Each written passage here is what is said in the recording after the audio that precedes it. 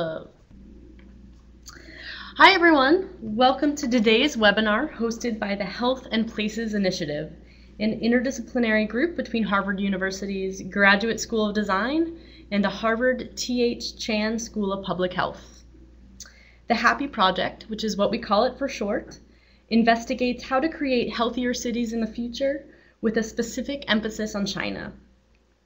My name's Emily Solomon, and I'm a research associate with the Graduate School of Design, and I'll be moderating today's session and assisting with any technical questions you may have.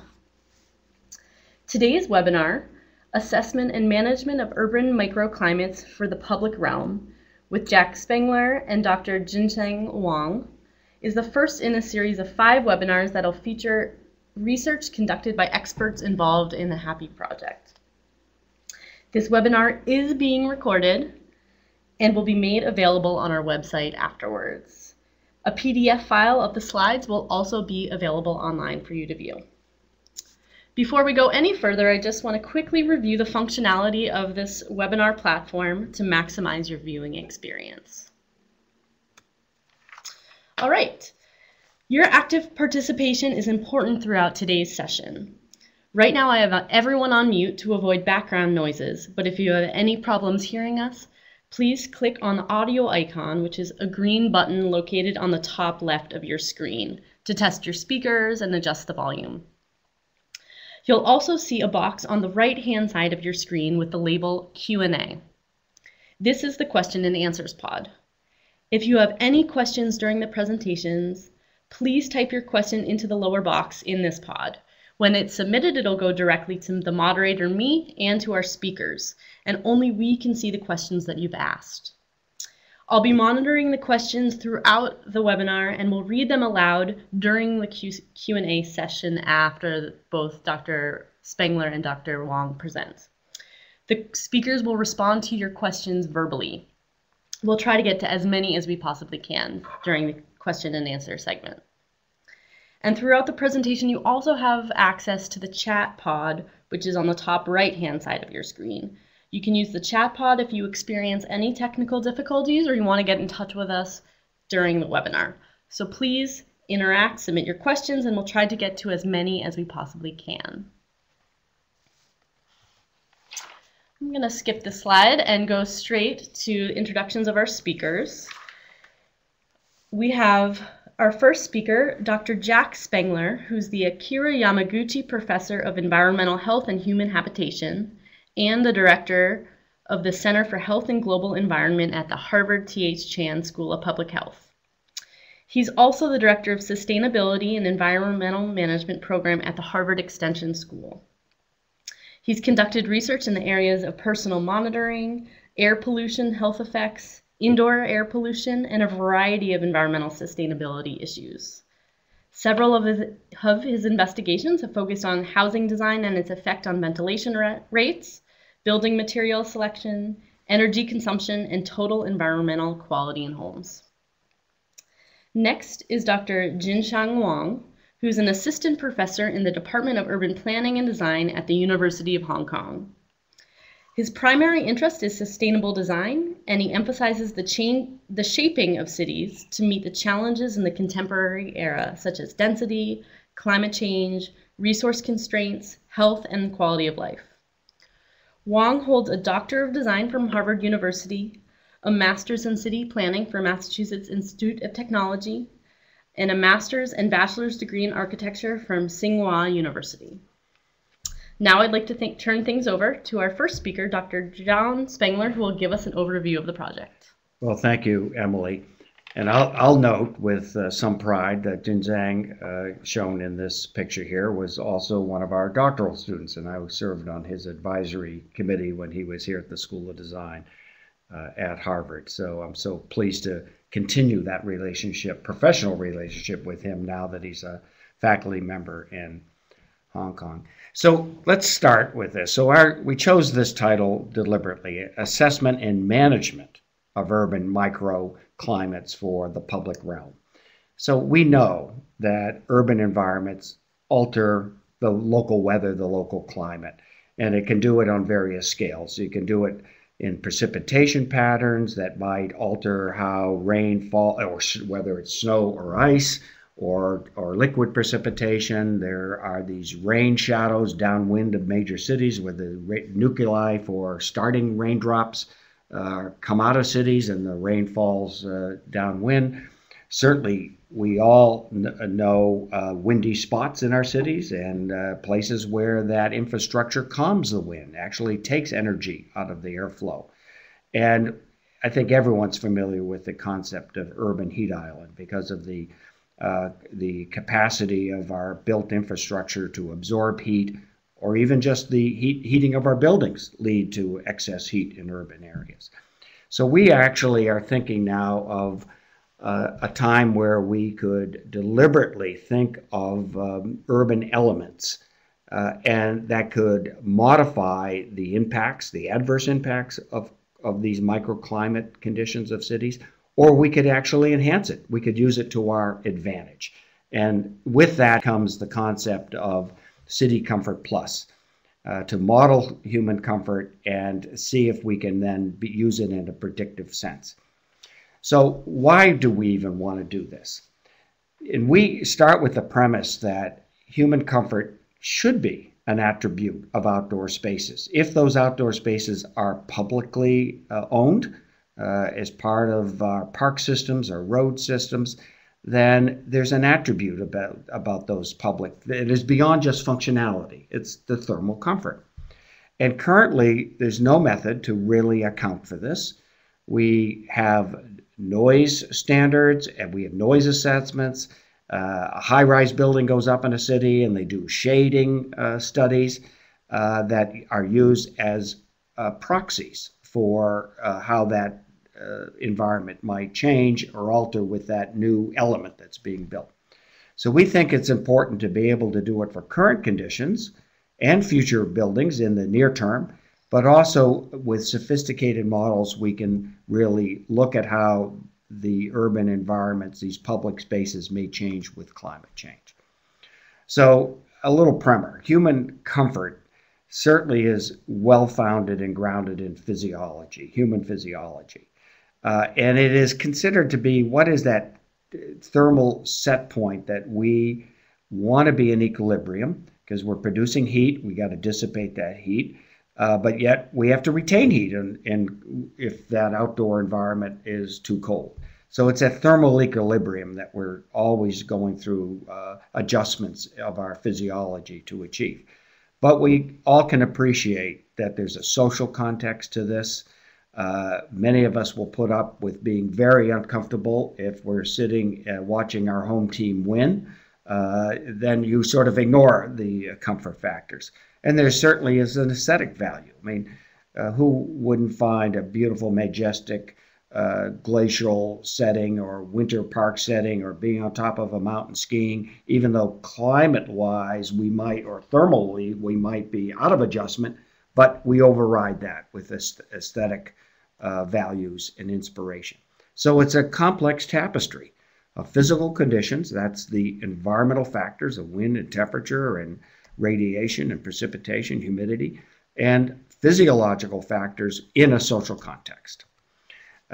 So as we proceed in this webinar, we're going to do sort of a light review of thermal comfort. It's an elusive term, but I wanted to share some of insights that we might have. We will set a premise for why do we need a model of thermal comfort for outdoor conditions. Then we want to talk about CityComfort Plus, this new model that came out of the research at the School of Design, primarily Jianzhang Wang's research work when he was here as a doctoral student. And we want to give you the theory, the physics, and the various components of this model. But I think also we want to share with you what extent we did to validate that model, both with instrumentation and people responding to conditions that we would deliberately vary. And then share with you applications in a temperate climate like Boston, and applications in a more humid climate like Hong Kong, to show that it can really respond across this. So very, very simply, we eat food. We do this on a regular basis. We might be trying to hit our 2,000 calories per day, some more, some less, but we burn those calories, and we need that energy input because that energy production in the mitochondria of virtually every cell in our body is what is producing the energy that allows us to function, whether it's neural functions or physical functions. And in doing that work, it is producing heat. And we got to get rid of that heat. We can't keep burning that energy and building it up. So we got to distribute that heat and have a way to come back into thermal equilibrium. So we want to maintain that core temperature with a very high degree of tolerance of that. We can't be too far have excursions before physiologically we run into trouble with heat stress, hypothermia or hypothermia. And in that process of burning energy, we produce carbon dioxide, just like a thermal power plant might do. We're burning essentially hydrocarbons and produce carbon dioxide. And water vapor is a very important component of that heat exchange because we can get rid of heat by radiation because we're a heated body. We radiate in the infrared range. We can do it by conduction at the surface and then convection away from the surface. And we do it by latent heat losses, by exhaled breath. And we all know that because you can see in a cold day your breath forming a cloud as you exhale. And that's your water vapor from your body taking energy with it as we exhale, and you see it condensed. So most of us are at a metabolic rate around 1.2 during the day. At night, we might be at a metabolic rate of 0.8, and we can exercise and drive that and do work, and we can drive that metabolic rate high. But what does this all mean? So I think this sort of cartoon really, I think, is a good way to communicate it. Because in a normal state of equilibrium, metabolic maybe 1.2, we are producing heat equivalent to a 100-watt light bulb. And some of us are dimmer than others. Some of us might be a little brighter. You can really crank up that energy if we want to physically exert ourselves and do a lot of work. We can, for short periods of time, we might be at 300 watts or 400 watts. And that just means we're burning more energy, burning more calories, and have to dissipate more of that thermal load that we generate in doing that. And we are always adapting. We're always making micro adjustments of our thermal regulation physiologically.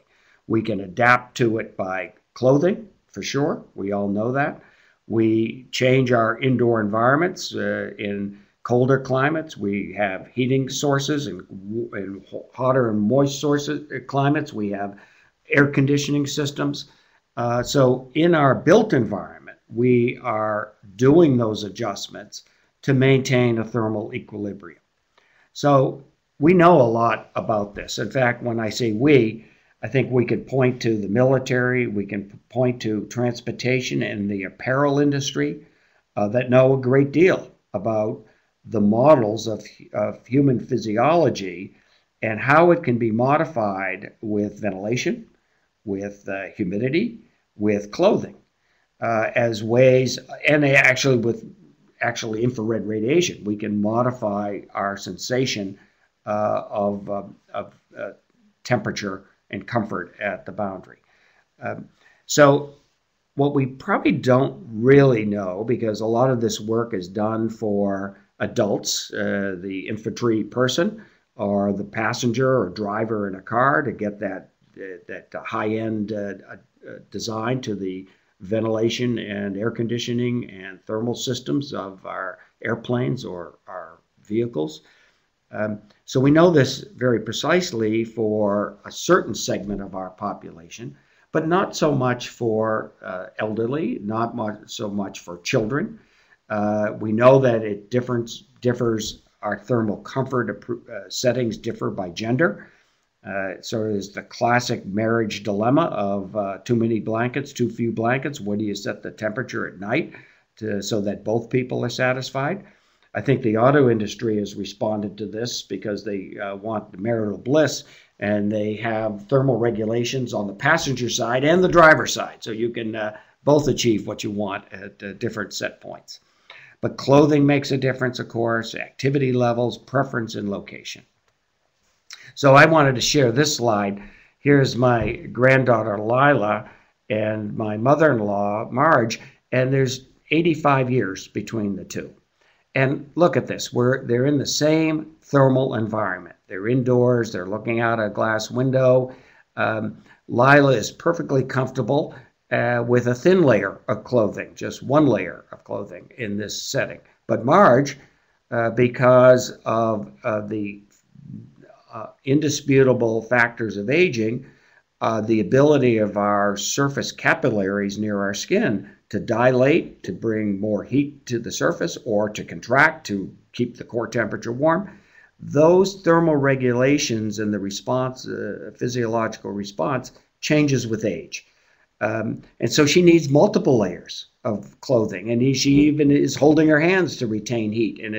So there's all these things are right here in this one picture show variations of human responses to thermal conditions.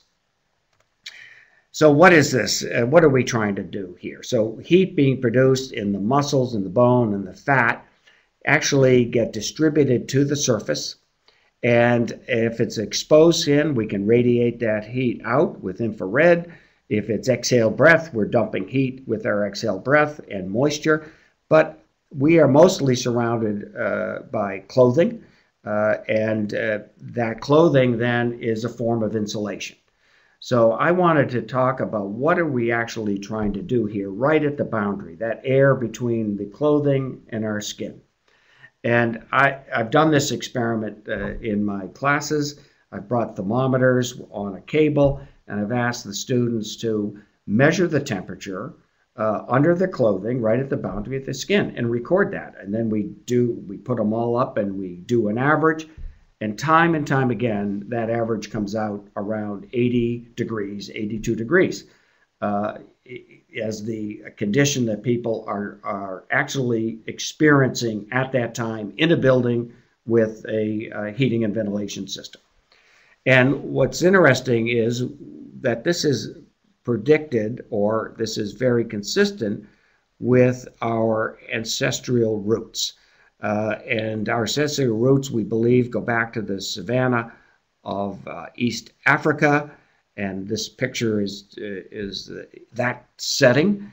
And if one looks at, even today, looks at the average annual temperature for this region, which is believed to be the origin of humans that then migrated out around the world from this place, it is between 70 and 80 degrees. So the conditions that we have embedded in our genetic makeup, in our evolutionary design of our body to come to equilibrium, is in fact trying to accomplish the climate conditions of Kenya. So how do we do this in our buildings? And this is a classic SketchUp of a ventilation system in a building when people in cubicles, and some are too hot, some are too cold, but we're trying to optimize the mean predictive vote. What will most people be satisfied with? And maybe we don't please everyone, but in the mean, we come out pretty close. And so we understand that in mechanical systems, we're probably delivering air that's illustrated in the blue arrows at 55 to 60 degrees Fahrenheit. And that gets mixed into the interior environment, and we have heat sources in those environments. We're the heat sources at 100 watts. Our computers are 100, 150, 200 watts. Lighting is more wattage, other electrical machines. So we have heat being produced indoors. And so that cooler air is mixing in with that interior air to find an optimal temperature of around 21, 22 degrees centigrade and 72 degrees Fahrenheit. So we have a lot of knowledge about how to design, and that becomes a design guideline for ventilation systems in buildings. But let's take this situation. We walk outdoors. And we're trading a controlled environment to an uncontrolled environment to some extent, where we're now immersed in the natural elements of heating and cooling and radiation and wind flow and humidity. So what's the challenge here? So here's a picture of our campus showing the complexity of our urban landscape. We see shading elements. We see streets that are half shaded, half in the sun.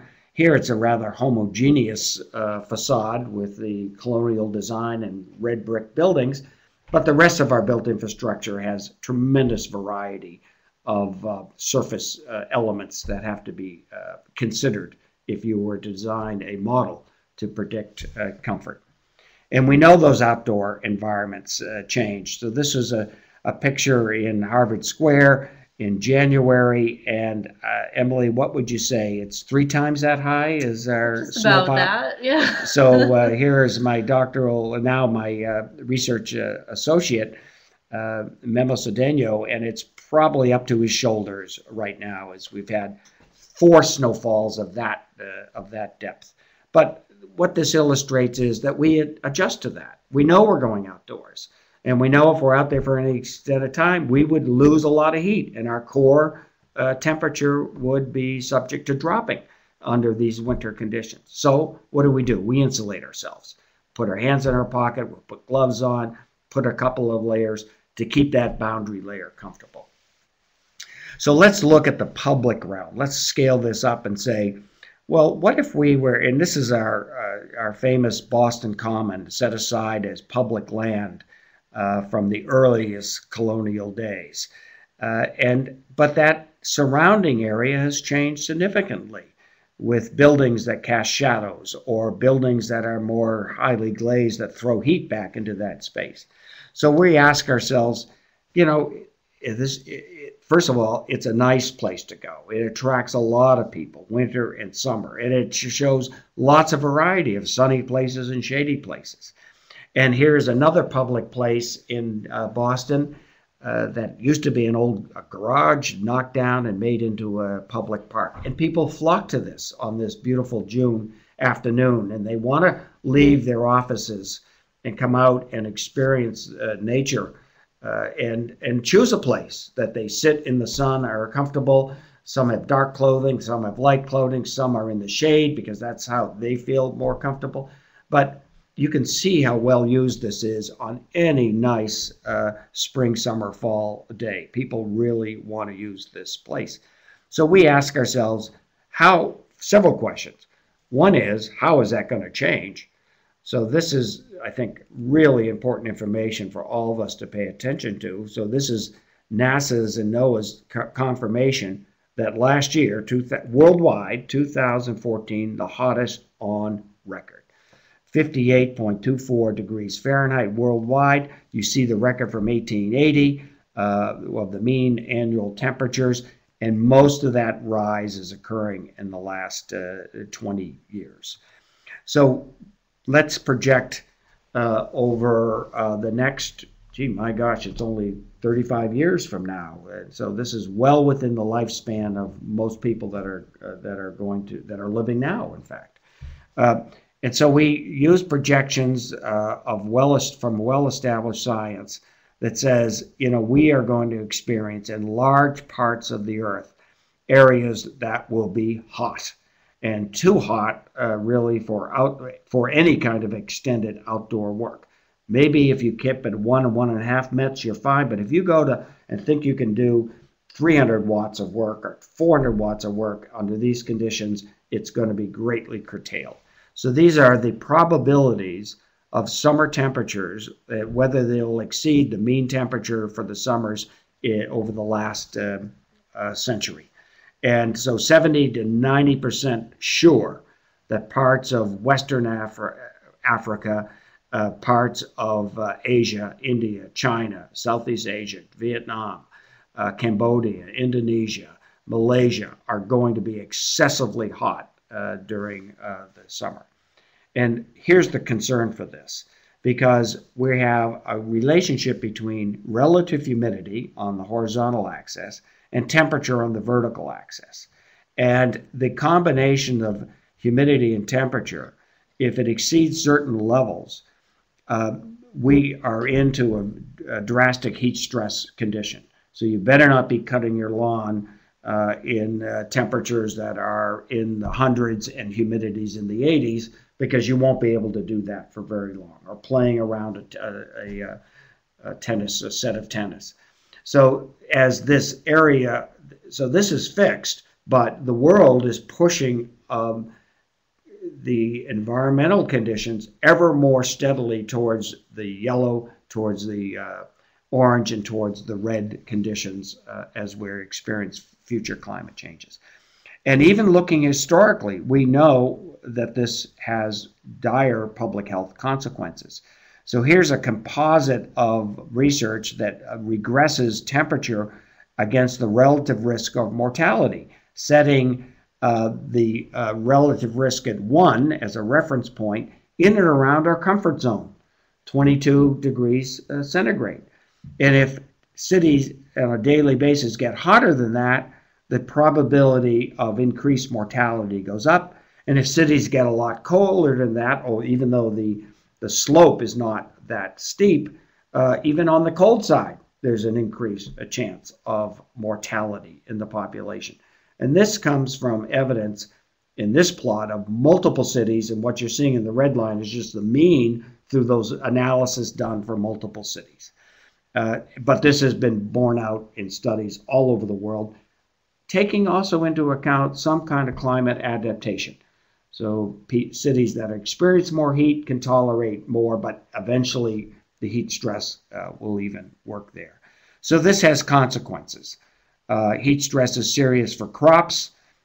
We saw that in the very hot growing season in Russia in 2010 with the collapse of the wheat market. And we see it for animals, and certainly for any of us who are working outdoors. So that gives us a motivation for CityComfort Plus. So I'm going to ask my colleague to pick it up from here and go forth. Great to be here. Thanks, Jack. And I owe you much to you as a great advisor and mentor during my doctoral study here. Let's come back to the research tool we developed, CityComfort Plus, for a while. The name suggests our motivation straightforward. So we would like to be able to forecast risks associated with climate in all aspects, often the impact of climate change, not only on the environment, but often on the social and environmental and social and economic conditions. For practitioners, I believe many of our audience who are joining us today are urban planners, architects, or landscape architects. So we welcome a design tool that can quantify the impact of certain urban configurations and microclimates. For policymakers, there's also a need to manage such microclimates as an asset of the public realm, and we need evidences and tools to protect such assets, such as the building code standards or guidelines that we're already familiar with. So the research starts with a survey of existing tools that are already there in order not to reinvent other wheels.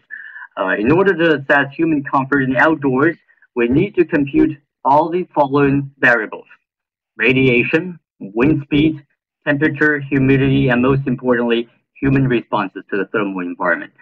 No more, no less. Many of the tools are equipped to assess part of that, like Rayman or Solveig, for instance, developed at the University of Freiburg or the Gothenburg University, respectively. They can assess the mean radiant temperature.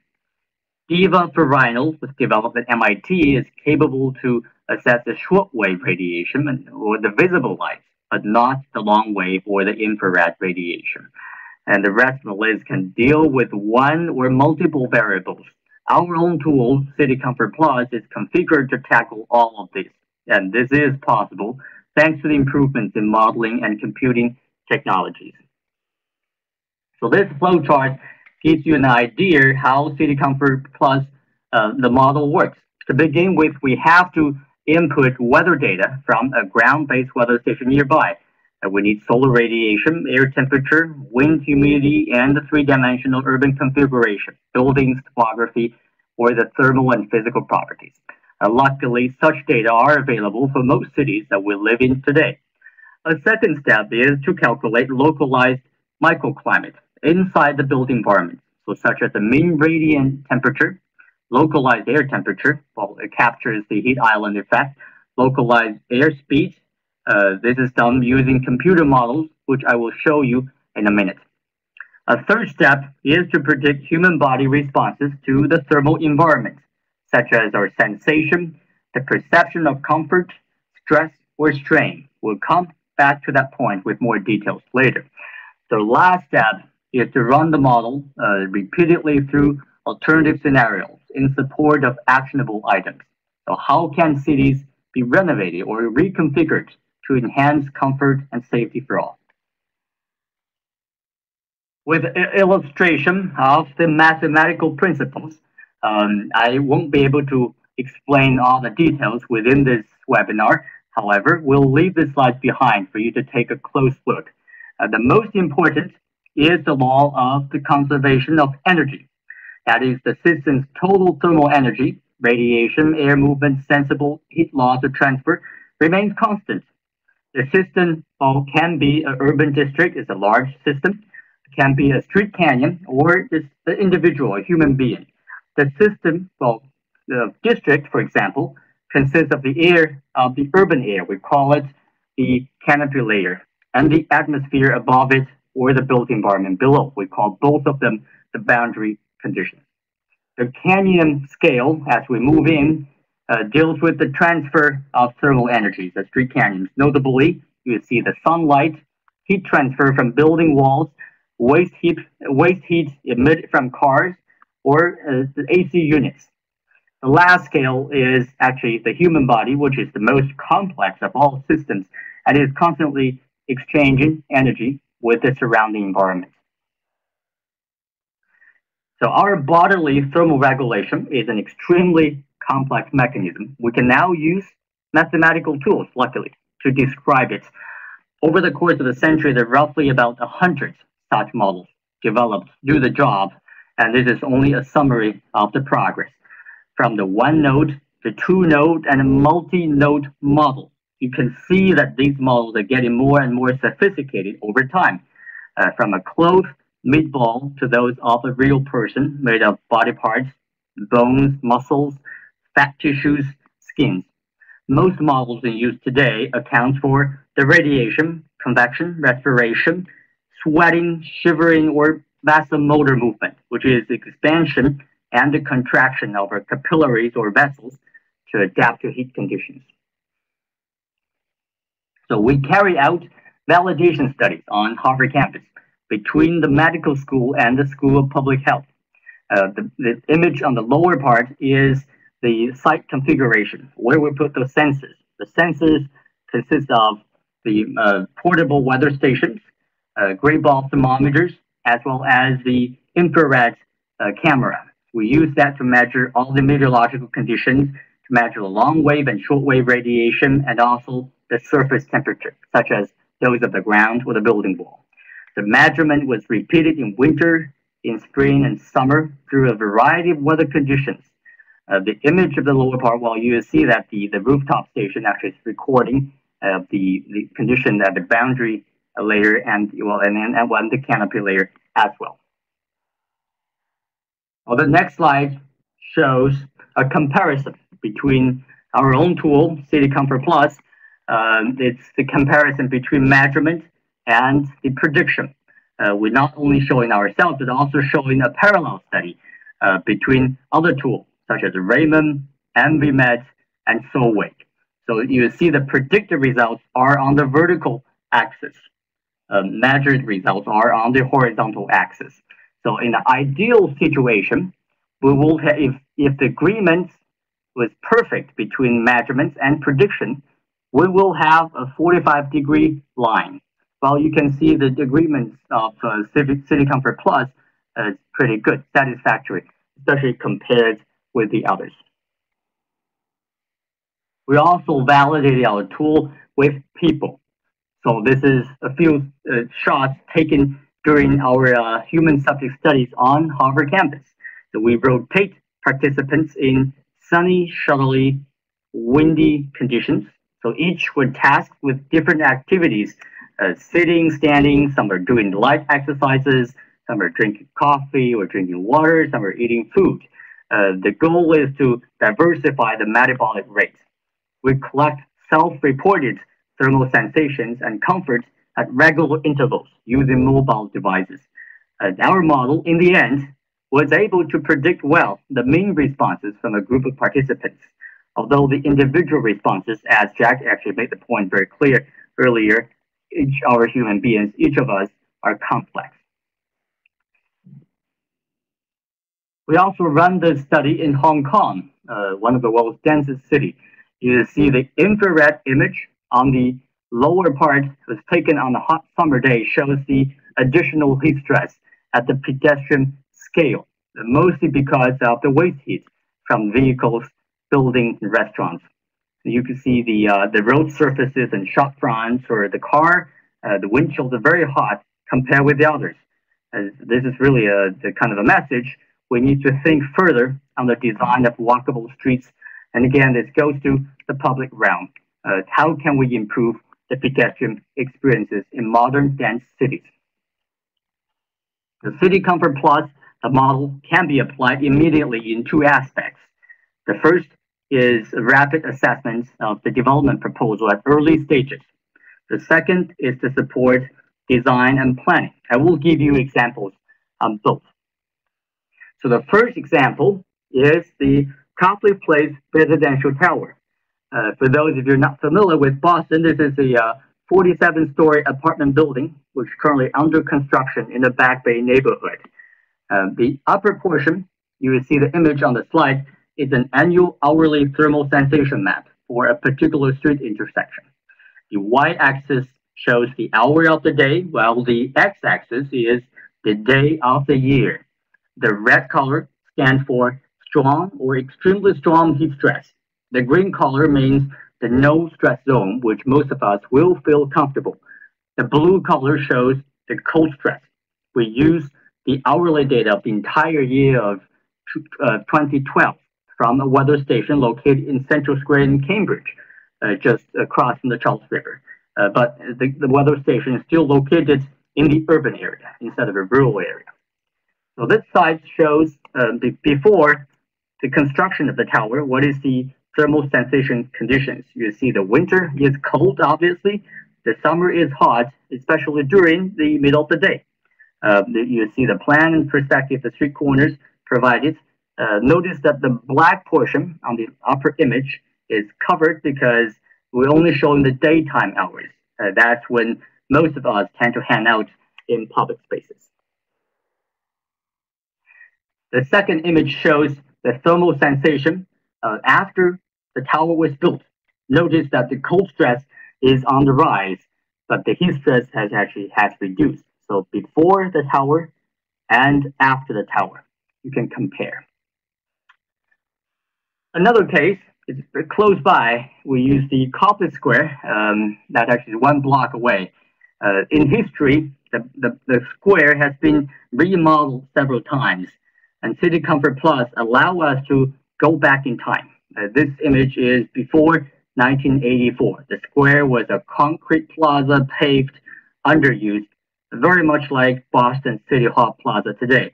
And you see the above chart summarizes the thermal sensation conditions on annual hourly basis.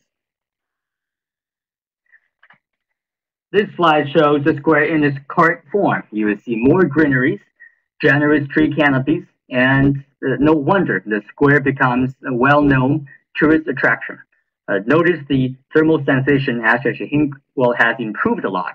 The summertime heat stress has been reduced compared with the pre-1984 condition.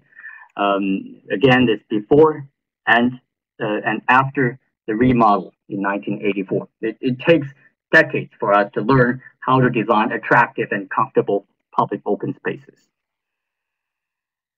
As the time rolls on, actually the model can allow us to predict the future. This is the condition on the same location, the Copley Square, in 2020, in 2050, and in 2080. We use the future weather data generated from the IPCC A2 scenarios. This is a well-recognized scientific source. And Boston is getting warmer, most of us recognize.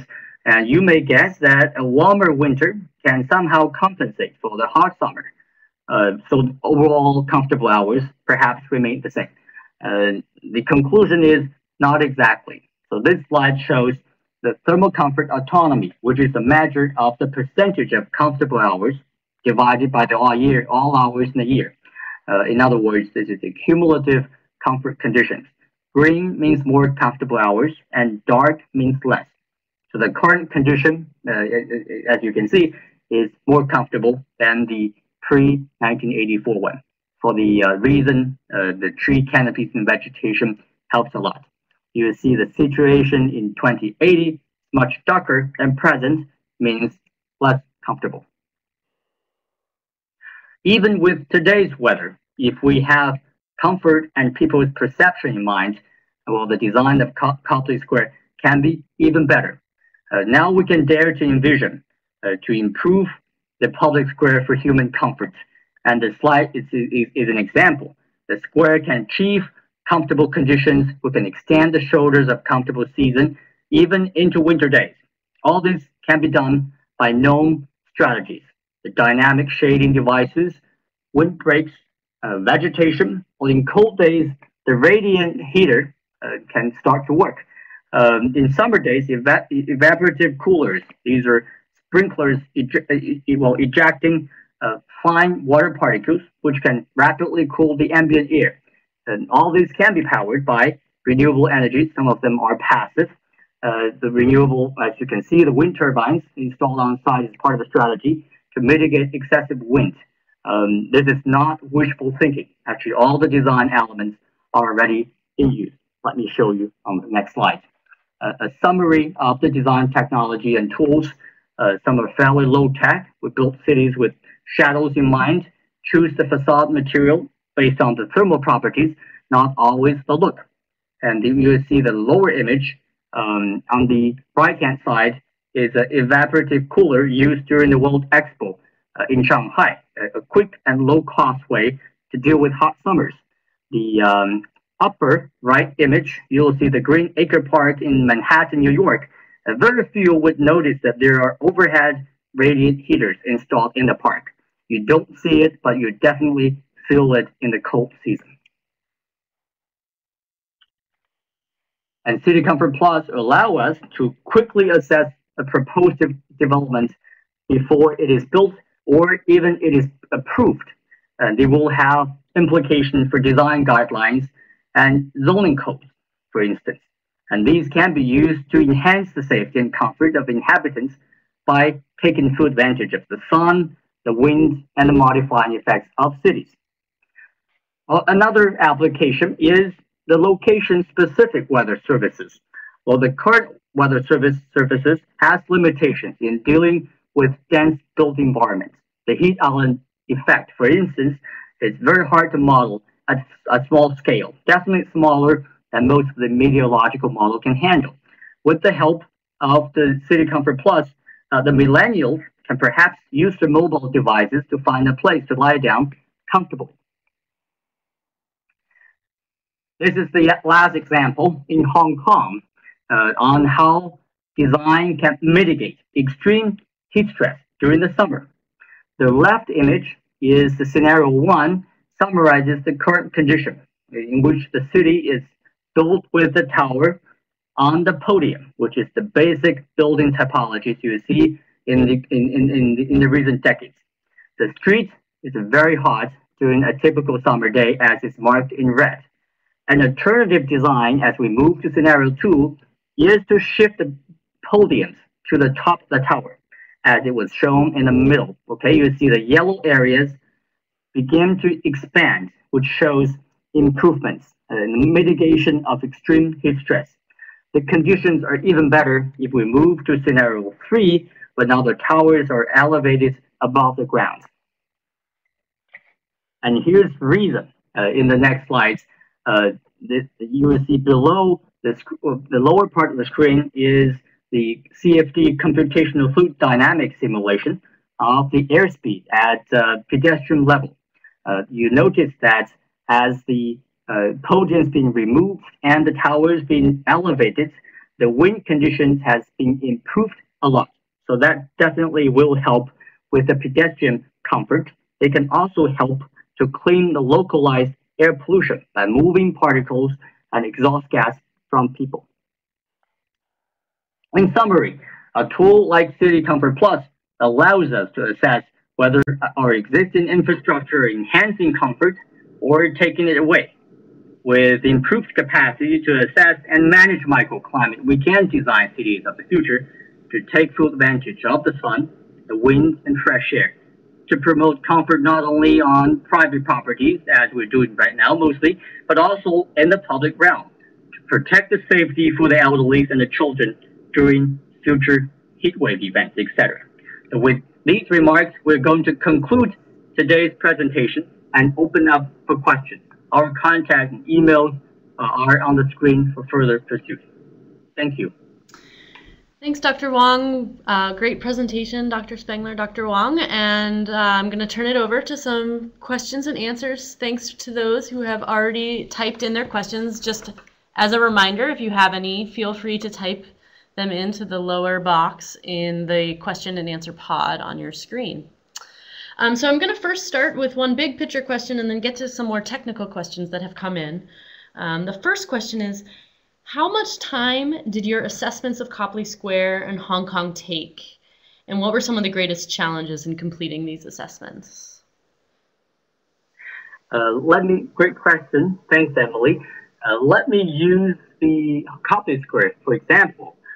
If the model was running on a desktop computer, it will take about 2 to 3 weeks to finish the annual hourly simulation to able to achieve the resolution in both in space and time. If we switch to the cluster machine, well, actually I used the cluster computer in Harvard University. Not a lot of CPUs, but these, the advancements in computing technology will enable us to cut the time much shorter. It takes about 2 days to finish the entire year's the scenario in the year 2012. And I think I'll point out that this is, it's a complex setting. So it involved many buildings, many facades over, what would you say? It's not quite a half a kilometer square, but it's pretty close to that. Go ahead, next question. Yeah, great. All right, so here's a couple technical questions. One is the wind environment simulated, or is it simply taken into account using the weather file value? Great question. I can see half of the question on the screen. Yes, well, the wind environment is indeed simulated. There are 2 ways for CityComfort Plus to do that. One way is to use the CFD tool. It actually is the standard practice in industry. We really take into account the localized airspeed, not simply the airspeed measured at the weather station. We know it's a great difference between what is being measured on or what's being forecast in the weather forecast, where it's actually being filled by person. So that's the question. Well, we have another way in CityComfort Plus, which we're expanding this module to develop a non-CFD method to assess the air movement within the urban canopy layer. So this is the future direction that we're working on. Great. And how do you predict the temperature of the surrounding surfaces that you're measuring? Jack, if you don't mind, I'm just going to take this question. Yeah, no, I was in the field with you doing that, but you're the expert here. Go ahead. Yeah, we have a paper that Jack and I co-authored. It's actually recently last year, the end of last year, come out from the building environment. Actually explain that in great detail. Yes, we do have a first principle based method to calculate the energy balance at the urban surfaces. We have to group them in different groups depending on whether they're walls, they're ground, they're shaded, whether actually they've been actually under the sunlight. So with all these simple actually heat transfer equations, and well, they were able to calculate the surface temperature of this of either building walls or the ground, and also we have to take into account the view angle from a person, from a designated person receiver, and what's the influence of the radiative heat transfer between that surface and that person. I'd be happy to send you that paper. I think what we'll do is we'll post a link to that paper that it was in the built environment in 2014. That should answer many of the questions and give some technical insights that we couldn't cover. Absolutely. That paper will be posted on our website shortly. Good. Great. One more question for you, a more technical, is the code open source and publicly available? Jack, you want to take that question? Yeah, so that's a good question. We are actually, since there was so much effort and intellectual property put to developing this and validating it, we've asked our Office for Technology Transfer to see how we can actually copyright the code for this program. And once that's done, our next effort will be determine what's the best way to get it into use. It's not our intention to make this an exclusive tool of a few of us. It's our real goal is to make sure that A&E firms have access to this and know how to apply it, and maybe even into city planning. We'd like to see it taught in some of our schools that are doing advanced modeling for urban planning.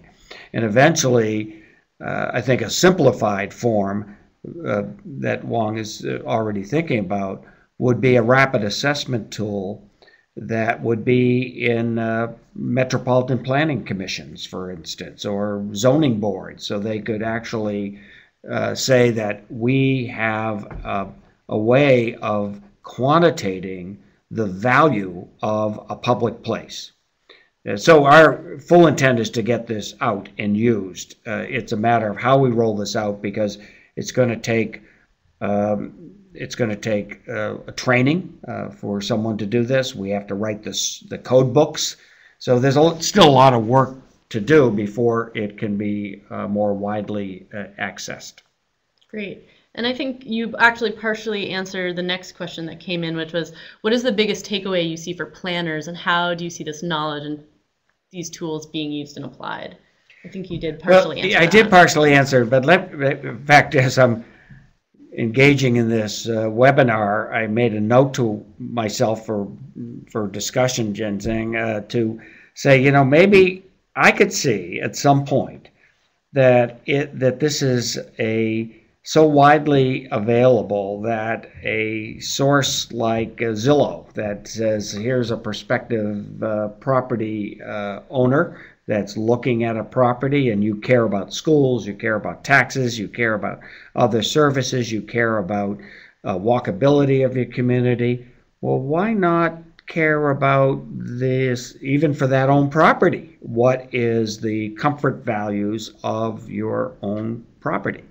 So, this could in a very few years get extended to something that's very much part of the public access, public domain for these kind of assessments. So that's a lofty future goal. Great, thanks. Wong, do you have anything to add to that?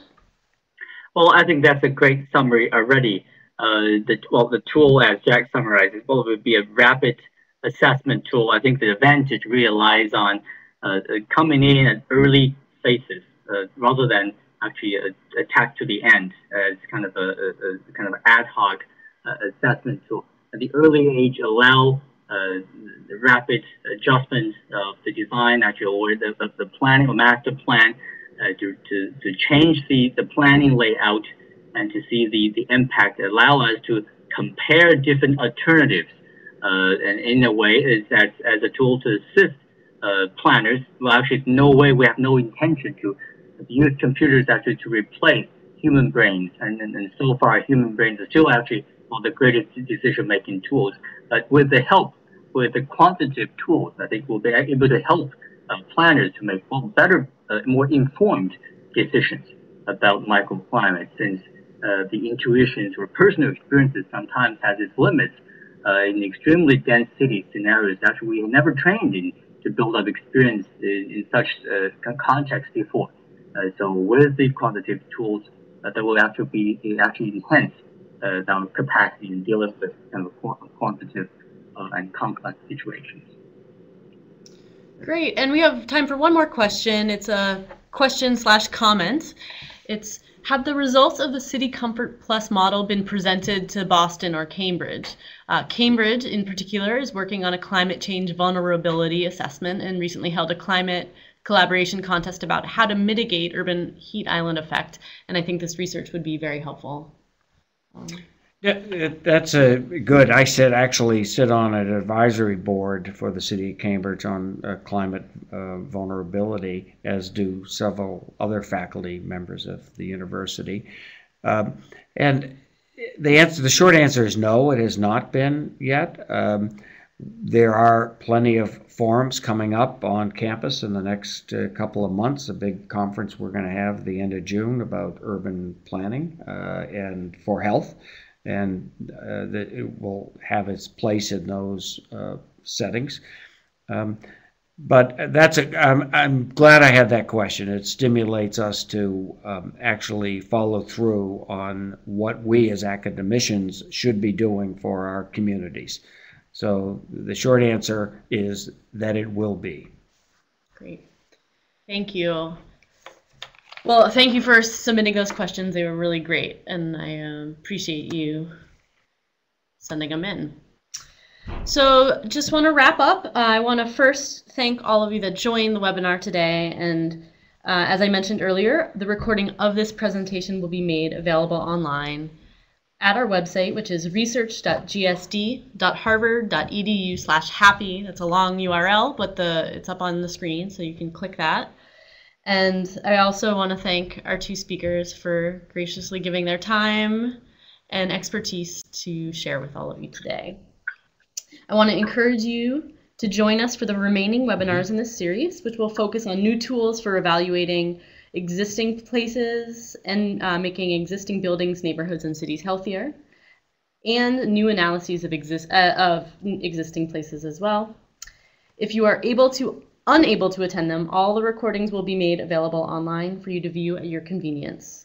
You can learn more about these webinars on our website. So once again, thank you so much for joining us today, and to our presenters for speaking. All right, nicely done, Wong. Nicely done, Emily. All right, so long. Great job. Thanks, Emily. Thanks, Jack. Thanks. All right, bye now.